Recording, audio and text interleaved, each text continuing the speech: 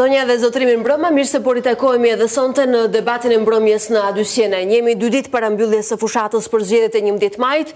Kemi një muaj që pyesim kandidatët dhe kryetarët e të gjitha palëve për fushatën në këtë studio, të kushtëzuar si edhe në të shkuarën nga mungesa e debatit mes palëve për shkak të një vendimarrje të Partisë Socialiste për të dalë vetëm me gazetar dhe analist në studio televizive.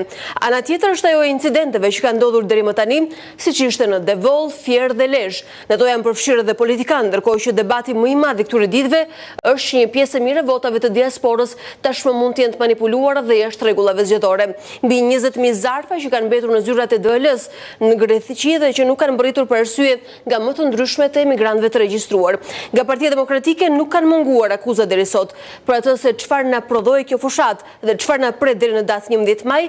Flasim sonte në pjesën e parë të debatit me ekspertë dhe njohës të mirë të proceseve. Na bashkohet në panel zonja Edlira Çepani, drejtuese e rjetit të grave për barazinë vendimarrje. Mirëmbrëma dhe mirë se vini. Përshëndetje, faleminderit për ftesën. Faleminderit që jeni pjesë e panelit sonte. Me ne do të jetë zonja Gerta Meta, drejtuese e shoqatës për kulturë demokratike. Mirëmbrëma dhe mirë se vini. Kënaqësi, si gjithmonë. Studia Frim Krasniqi nga Instituti i Studimeve Politike. Mirëmbrëma, faleminderit që jeni pjesë e debatit sonte. Po i nis me një impresion të parë për leximin dhe dekodimin që keni bërë kësaj fushate. Zonja Çepani, si vjen në këndvështrimin tuaj?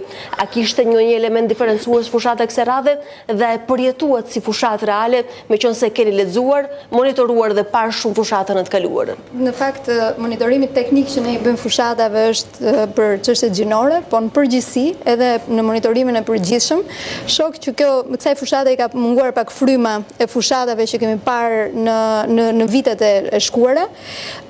Unë dhe ne si shoqëri civile kemi shumë vite që kërkojmë që fushata të bëhet mbi alternativa, mbi programe, edhe jo mbi çështje teknike apo mbi etiketime të njëri tjetrit të kandidatëve dhe të kundërshtarëve politik. Dhe nga ana tjetër, fatkeqësisht bëhet me një sistem të cilin ne e kundërshtuam që me reformën zgjedhore, i cili e ka komplikuar edhe më tej edhe për votuesin, po edhe për partitë politike, edhe për vetë kandidatët dhe e ka shkelur në një farë mënyre edhe barazinë e votës, duke patur një pjesë të listës së mbyllur dhe një pjesë të listës së hapur, edhe të drejtat e barabarta të kandidatëve, të cilët sa kandidojnë listë mbyllur, disa kandidojnë listë hapur. Kjo ka sjellë një farë konfuzion edhe në mënyrën se si është bërë fushata, edhe në mënyrën se si janë ndarë zonat zgjedhore dhe në mënyrën se si kanë punuar vetë kandidatët. Kështu që është bërë shumë e vështirë për disa dhe fatkeqësisht një pjesë e mirë e tyre janë vajza dhe gra dhe shumë më e lehtë për disa të tjerë, të cilët e kanë pasur vendin e sigurt në listat zgjedhore. Kështu që unë shpresoj që ky të jetë viti i fundit që ne provojmë kombinime dhe sisteme të tilla.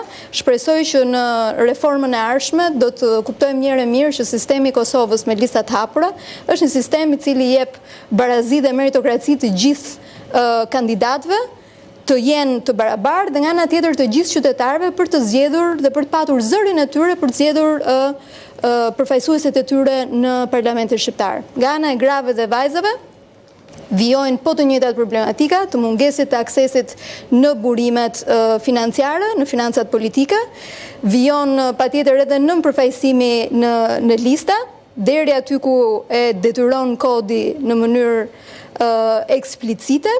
Pra është krejt taksative përfaqësimi. Është krejt vetëm sepse është një detyrim ligjor, diku te 37% ka shkuar përfaqësimi, 33% duhet ishte me kod, dhe nga ana tjetër edhe mungesa e aksesit në media. Në të gjitha vitet ne monitorojmë mediat dhe shohim që edhe në vitet në paraardhëse edhe në këtë vit, neve kemi një nënpërfaqësim të vajzave dhe grave kandidate në media, vetëm 14% ishte në zgjedhjet e kaluara, prezenca e vajzave kandidate në media, kundrejt 8.6% të burrave dhe djemve në gjithë kohën që kushtohet kandidatëve. Në këtë fushatë ne po e vijojmë monitorimin. Gjinor meriton shumë minuta dhe do t'ju rikthejmë në vijim sepse sigurisht që ka interes të shtuar. Zonja Meta, më jepni një lexim të parë për këtë fushatë.